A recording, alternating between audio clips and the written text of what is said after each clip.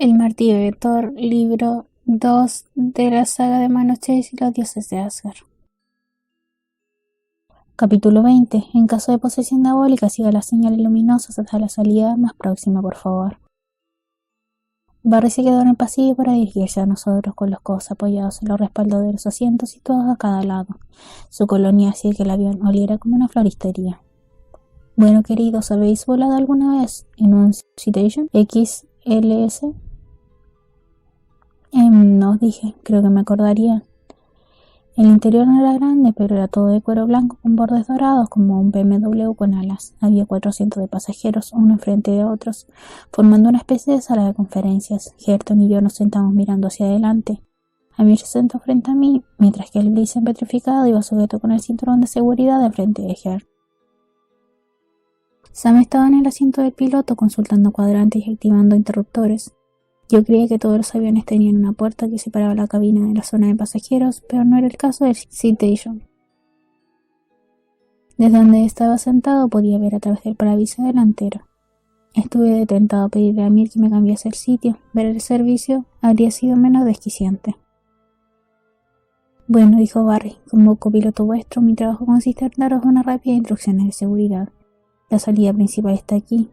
De un golpecito con los nudillos de la puerta por la que hemos entrado.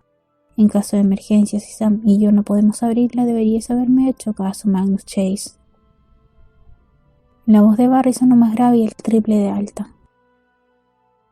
Amir, que estaba sentado justo debajo de su codo, por poco me saltó al regazo del susto.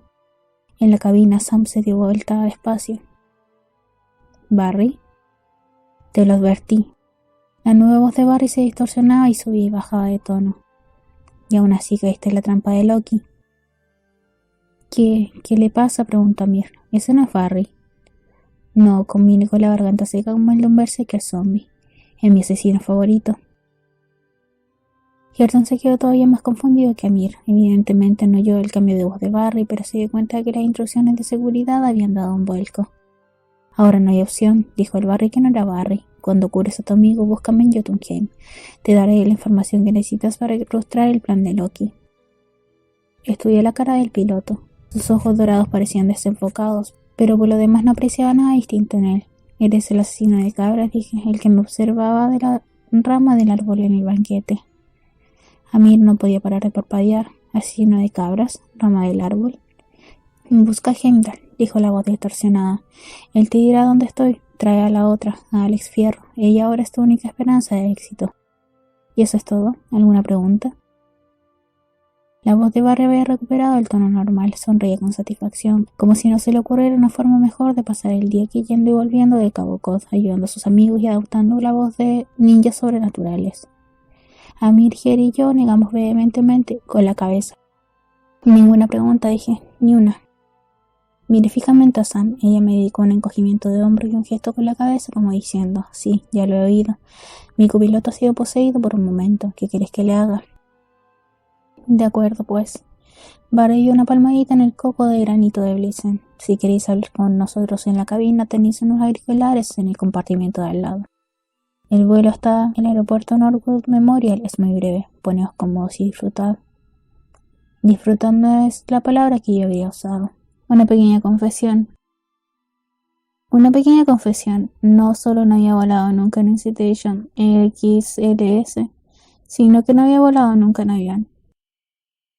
Seguramente mi primera vez no debería haber sido en un Cessna de 8 plazas pilotado por una chica de mi edad que solo hacía unos meses que recibía lecciones. Sam no tenía la culpa. Yo no tenía elementos de comparación, pero el despegue me pareció suave. Por lo menos nos elevamos en el aire sin víctimas mortales. Aún así dejé marcas permanentes de los reposabrazos con las uñas.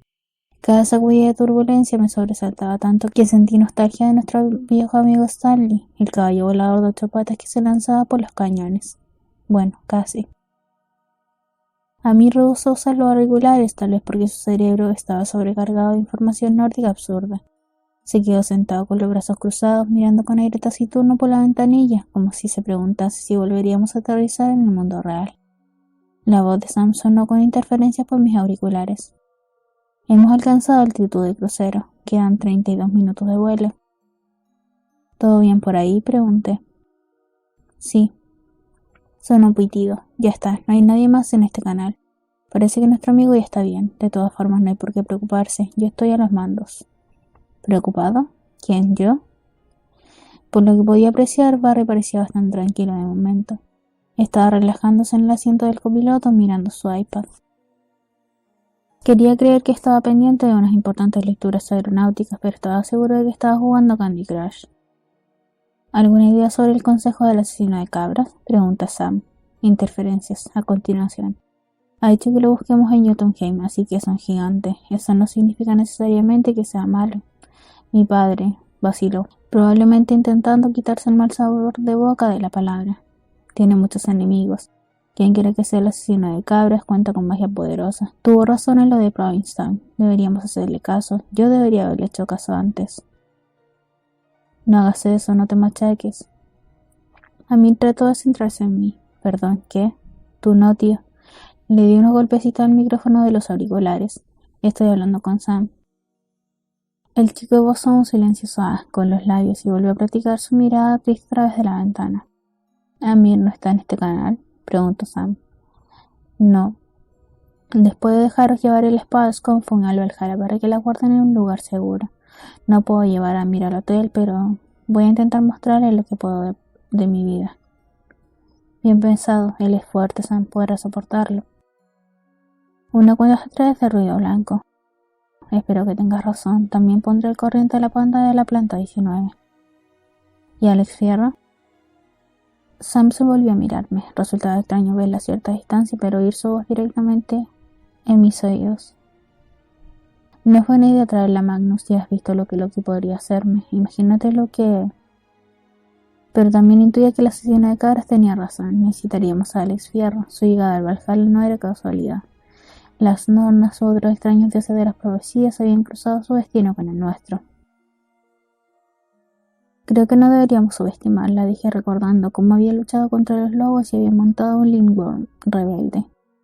Además, me fío de ella. Bueno, todo lo que uno puede fiarse de quien le ha cortado la cabeza. ¿Tienes alguna idea de cómo encontrar al dios Heimdall? Las interferencias sonaron más fuertes, más cargadas de furia. Por desgracia, sí, contestó Sam. Prepárate, ya casi estamos. ¿Vamos a aterrizar en Norwood?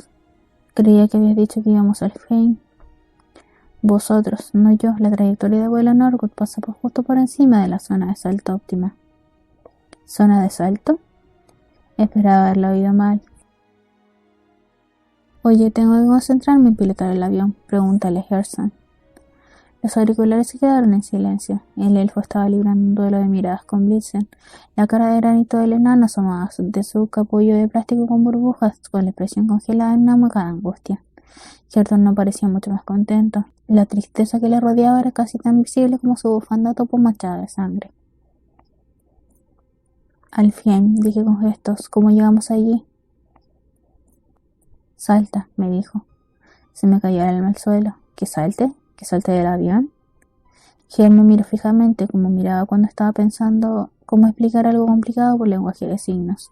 Normalmente algo que a mí no me iba a gustar. Alfheim, reino de aire y luz, dijo por señas. Solo se puede entrar. Imitó una caída en picado. Esto es una reacción, repuse. No podemos saltar. Moriríamos. No moriremos, me prometió él. Además, no saltaremos exactamente, solo... Hice un gesto remedando algo que desaparecía de repente, cosa que no me tranquilizó. No podemos morir hasta que salvemos a Blitzen. Para ser alguien que casi nunca hacía el menor ruido, Gerson podía hablar a grito pelado cuando quería. Acaba de concretarme la misión, desaparecer del avión, caer en Alfheim, salvar a Blitzen. Solo entonces podría morirme. Amir se movió en su asiento. Magnus, pareces nervioso. Sí. Tuve la tentación de inventarme algo, como una explicación fácil, algo que no abriese más grietas en el generoso cerebro mortal del novio de mi amiga, pero ya era demasiado tarde. Amir ocupaba un espacio en la vida de Sam, para bien o para mal, normal o anormal. Él siempre se había portado bien conmigo, me había dado algo de comer cuando no tenía techo. Me había tratado como una persona cuando la mayoría de la gente hacía como si fuera invisible. Había acudido a nuestro auxilio sin conocer los detalles, solo porque Sam estaba en apuros, no podía mentirle. Por lo visto Sam y yo vamos a desaparecer. Le expliqué la misión. Se quedó tan confundido que me dieron ganas de darle un abrazo. Hasta la semana pasada, dijo, mi mayor preocupación era dónde ampliar nuestra franquicia de restaurantes, en Jamaica Plain o en Chestnut Hill. Ahora ni siquiera estoy seguro de en qué mundo volamos. Comprobé que el micrófono de auriculares estaba apagado. Amir, Sam es la misma de siempre, es valiente, es fuerte. Lo sé. También está loca por ti, dije. Ella no pidió nada de esto. Su mayor preocupación es que esto no arruine su futuro contigo, créetelo. Él agachó la cabeza como una mascota en una perrera.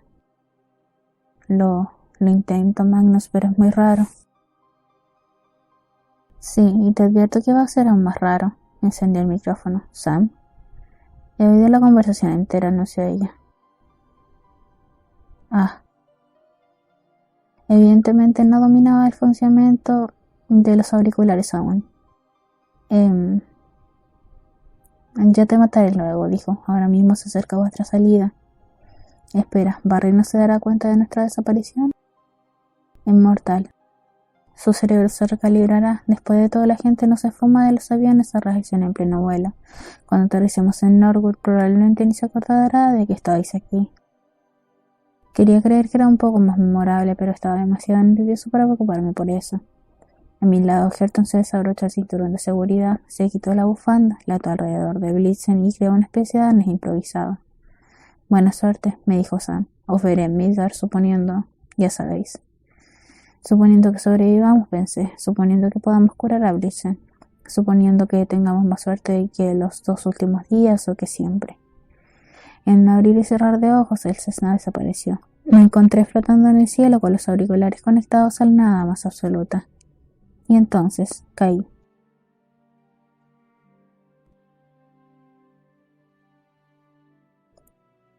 Capítulo 21.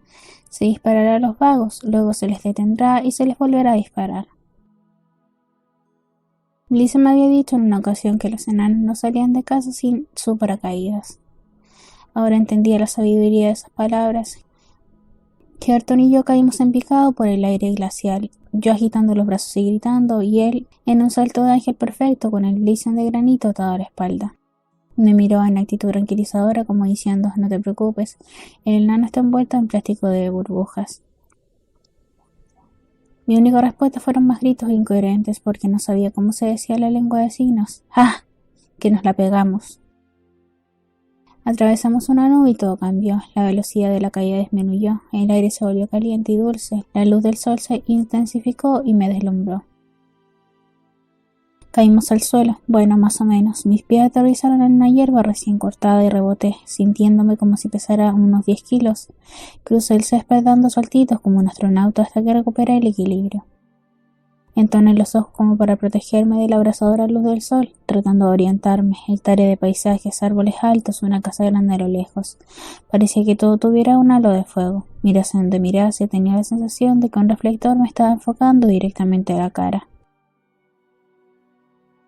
Gerton me agarró del brazo y me dejó algo en las manos, una gafa de sol oscuras. Me las puse y el intenso dolor de ojos disminuyó. Gracias, murmuré. ¿Siempre es tan brillante? Frunció el entrecejo. Yo debía de haber pronunciado mal las palabras. Le estaba costando leerme los labios. Repetí la pregunta en lenguaje de signos. Siempre brillante, convino, te acostumbrarás. Habíamos aterrizado en el jardín de una gran finca, unos muros de piedra abajo cerca de la propiedad, una extensión del tamaño de un campo de golf con parterres cuidados y árboles finos y esbeltos que la gravedad parecía haber estirado a medida que crecían. La casa era una mansión del estilo Tudor, con ventanas emplumadas y torres cónicas. ¿Quién vive aquí?, pregunté por señas a Gert, el presidente de Alfheim. Una familia, los Makepeace, deletró su apellido. Deben de ser importantes, dije con gestos. Gert se encogió de hombros, normales, clase media. Reí y acto seguido me di cuenta de que no estaba bromeando. Si eso era una familia de clase media en Alfheim, no quería pagar a Scott la cuenta de un restaurante con los más ricos. Deberíamos irnos, dijo el elfo con signos. A los Makepeace no les caigo bien. Reajustó el arnés de Blitzen, que probablemente no pesaba más que una mochila corriente en Alfheim. Nos dirigimos juntos a la carretera. Tengo que reconocer que la gravedad más ligera me hacía sentir más ligero. Avanzaba dando saltos, recorría 1,5 metros con cada paso. Tenía que contenerme para no saltar más lejos. Con mi fuerza de Ingeris, si no me andaba con cuidado, podría acabar saltando por encima de los tejados de las mansiones de clase media. Por lo que podía ver, Alfheim estaba compuesto por una hilera tras otra de fincas como la de los Makepeace. Cada propiedad tenía como mínimo varios acres y cada jardín estaba salpicado de parterres y setos podados con distintas formas. En los caminos hacia ese adoquinado relucían todoterreno de lujo negros. El aire olía a hibisco recién horneado y a billete de dólar nuevo.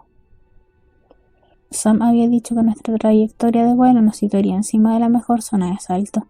Ahora lo entendía. De la misma forma que Nidavellir se parecía al sur de Boston, Alfheim me recordaba los barrios residenciales pijos del oeste de Boston. Wellesley, por ejemplo, con sus enormes casas y pasajes pastorales, sus carreteras serpenteantes, sus riachuelos pintorescos y su posible halo de seguridad absoluta, suponiendo que fuese de allí. Lo malo era que la luz del sol era tan fuerte que acentuaba todas las imperfecciones. Una hoja extraviada, una flor marchita en un jardín destacaban como un problema mayúsculo. Mi ropa parecía más sucia. Podía verme todos los poros del dorso de las manos y las venas bajo la piel. También entendía a qué se refería Gerson al decir que Alfheim estaba todo hecho de aire y luz. El lugar entero parecía irreal, como si estuviera confeccionado con fibras de algodón de azúcar y pudiera deshacerse con un chorrito de agua. Andando por el suelo esponjoso me sentía incómodo e impaciente. Las gafas de sol súper oscuras no podían hacer gran cosa para aliviar mi dolor de cabeza. Después de unas cuantas manzanas pregunté a Gerton con gestos: ¿a dónde vamos? Él frunció los labios. Casa. Le agarré el brazo y le hice detenerse. ¿Tu casa? Pregunté por señas. ¿Dónde creciste? Se quedó mirando el muro del pintoresco jardín más cercano. A diferencia de mí, él no llevaba gafas de sol. Sus ojos brillaban como formaciones de cristal a la radiante luz del sol. La piedra Scunthorpe está en casa, dijo con signos. Con padre. El signo de padre consistía en una mano abierta con la palma mirando hacia afuera y el pulgar atravesando la frente. Me recordó el de fracasado. Considerando lo que sabía de la infancia de mi colega, no me pareció inadecuado. Una vez en Jotunheim había obrado magia curativa sobre Gert.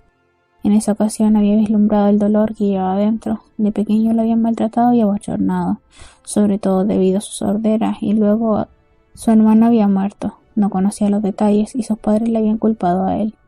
Era imposible que quisiera volver a un hogar como ese. Me acordé de lo energéticamente que Blitzen se había puesto a la idea, aun sabiendo que iba a morirse. No hagas ir a Gert, no vale la pena, chaval. Y sin embargo, ahí estábamos. ¿Por qué? Dije por señas. ¿Por qué iba a tener tu padre? Fracasado. La piedra Skofnung. En lugar de contestar, Gerton señaló con la cabeza en la dirección por la que habíamos venido. Todo era tan radiante en el mundo de los elfos que no me había fijado en las luces intermitentes hasta que el sedán negro de líneas elegantes aparcó justo detrás de nosotros. A lo largo de la calandra parpadeaban unas luces rojas y brillantes. Detrás del parabrisas, 2 elfos con trajes de oficina nos miraban con el ceño fruncido. El departamento de policía de Alfheim había venido a saludarnos. ¿Podemos ayudaros?, preguntó el primer policía. En ese momento supe que teníamos un problema. Según mi experiencia, ningún policía decía ¿podemos ayudaros? Si tenía el deseo real de ayudar. Otra señal reveladora. La mano del policía número 1 reposaba en la culata de su arma de mano.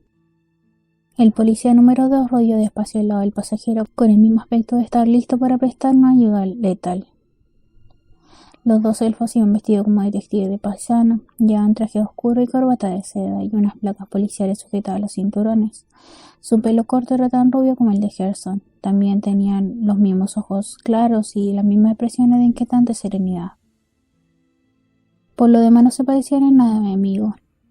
Los policías parecían más altos, más larguilochos, más extraños. Exudaban aire frío de desdén, como si tuvieran aparatos de aire acondicionado personal debajo del cuello de las camisas. Otro detalle que me resultó raro es que hablaban. Había pasado tanto tiempo con Gerton que se comunicaba con elocuentes silencios que oír hablar a un elfo me chocaba mucho. Simplemente no me parecía normal. Los 2 policías se centraron en mi colega. Miraron más arriba de mí como si no existiera. Te he hecho una pregunta, amigo, dijo el primer policía. ¿Hay algún problema? Hareton negó con la cabeza. Dio marcha atrás lentamente, pero le agarró el brazo. Retroceder no haría más que empeorar la situación. No pasa nada, dije. Gracias, agentes. Los detectives me miraron fijamente como si fuera de otro mundo, cosa que, para ser justos, era cierta. En la placa del policía número 1 ponía mancha solar. A mí no me recordaba una mancha solar. Claro que mi apellido en inglés quería decir carrera, y supongo que tampoco me parecía eso. En la placa del policía número 2 ponía flor silvestre. Con un nombre como ese habría tenido que llevar una camisa hawaiana, como mínimo una corbata con estampado de flores, pero su atuendo era tan aburrido como el de su compañero. Mancha solar arrugó la nariz como si yo oliera túmulo. ¿Dónde has aprendido élfico, Cenutrio? Tienes un acento horrible. ¿Cenutrio? Pregunté. Flor silvestre sonrió con suficiencia a su compañero. ¿Cuánto te apuestas a que el élfico no es su primer idioma? Yo diría que es un Succus-Bater ilegal. Me dieron ganas de señalar que era un humano, que mi lengua humana era mi primer idioma y también la única. Resultaba que el élfico y mi idioma materno eran iguales, del mismo modo que la lengua de signos élfica era igual que la lengua de signos estadounidense. Dudaba que los policías me escuchasen o que les interesase lo que yo dijera. Su forma de hablar resultaba un poco extraña a mis oídos, una especie de acento anticuado y aristocrático que había oído en un noticiario y películas de los años 30. Mirad, chicos, dije, solo estamos dando un paseo. En un buen barrio, dijo Mancha Solar, en el que supongo que no vivís. Los Makepeace han informado de que alguien ha entrado en su propiedad sin permiso y ha estado merodeando. Nos tomábamos esas cosas en serio, Cenutrio. Tuve que dominar la ira. Cuando me había quedado sin hogar, había sido blanco frecuente de malos tratos por parte de la autoridad. A mis amigos de piel oscura los trataban aún peor, de modo que durante los 2 años que había vivido en la calle, había aprendido a tener mucha cautela a la hora de tratar con los agentes de policía amistosos. Y sin embargo no me gustó que me llamasen Cenutrio, fuera lo que fuese. Agentes, dije, llevamos unos 5 minutos andando, vamos a casa de mi amigo. ¿Es eso merodear? Cuidado, me dijo Hareton con gestos. Mancha Solar frunció el entrecejo. ¿Qué ha sido eso? ¿Una especie de código de bandas? Habla en élfico. Es sordo, dije. ¿Sordo? Flor Silvestre arrugó el rostro indignado. ¿Qué clase de elfo? Espera, compañero. Mancha Solar tragó saliva. Se tiró del cuello de la camisa como si su aire acondicionado hubiera dejado de funcionar. Es ese... Tiene que serlo. Ya sabes, el hijo del señor Alderman. La expresión de Flor Silvestre pasó del desprecio al miedo. Habría sido bastante interesante de observar, solo que un policía asustado era más peligroso que uno indignado. ¿Señor Hareton? Preguntó Flor Silvestre. ¿Es usted? Mi colega sintió la cabeza tristemente. Mancha Solar soltó un juramento. Muy bien, los dos, al coche. Un momento, ¿por qué? Pregunté. Si nos va a detener, quiero saber de qué se nos acusa. No vamos a deteneros, Cenutrio, gruñó Mancha Solar. Vamos a llevaros a ver al señor Alderman. Después, añadió Flor Silvestre, ya no seréis problema nuestro. Por el tono que empleó, pareció que entonces ya no seríamos problema de nadie, porque estaríamos enterrados debajo de un precioso y cuidado arriate en alguna parte. Lo último que quería hacer era subir ese coche, pero los policías tamborearon con los dedos sobre sus armas élficas para mostrarnos los serviciales que estaban dispuestos a hacer. Subí a la parte trasera del coche patrulla.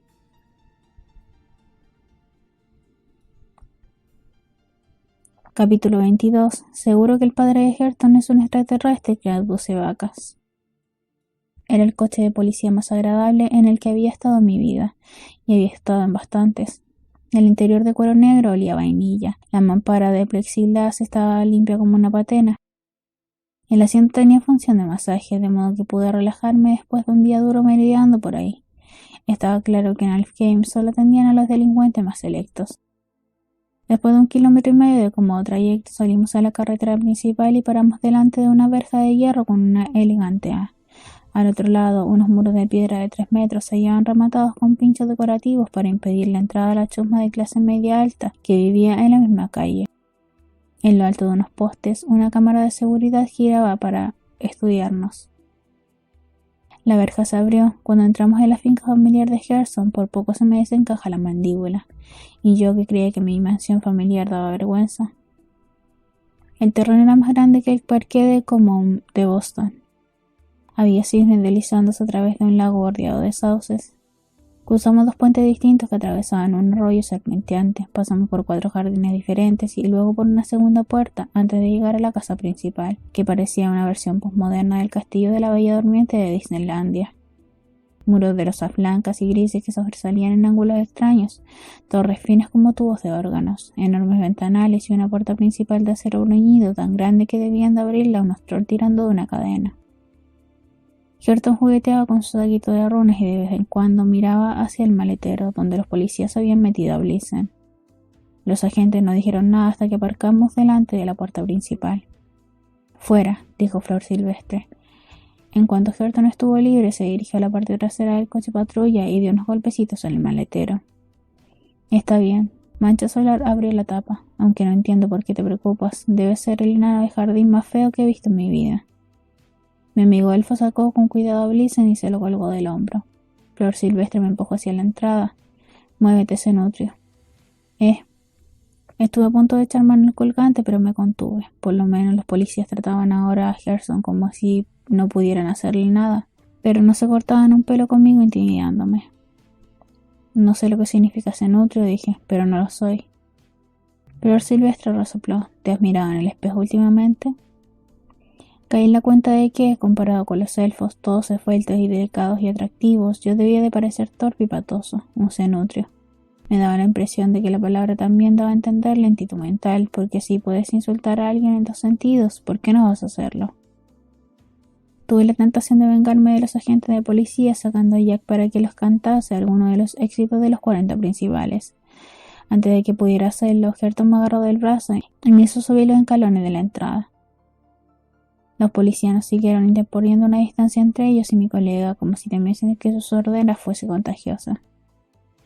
Cuando llegamos al último escalón, la gran puerta de acero se abrió silenciosamente. Una joven salió a toda prisa a recibirnos. Era casi tan baja como Blitzen, pero tenía el pelo rubio y las facciones delicadas de un elfo. A juzgar por su sencillo vestido de lino y su gorro blanco, deduje que se trataba de una sirvienta. Sus ojos se iluminaron de emoción, pero rápidamente contuvo su entusiasmo al ver a nuestros acompañantes. «Digo, señor Gerson». Mi amigo parpadeó como si fuese a echarse a llorar. Dijo por señas: «Hola, perdona», fundiendo las 2 palabras en una sola. El agente Flor Silvestre se aclaró la garganta.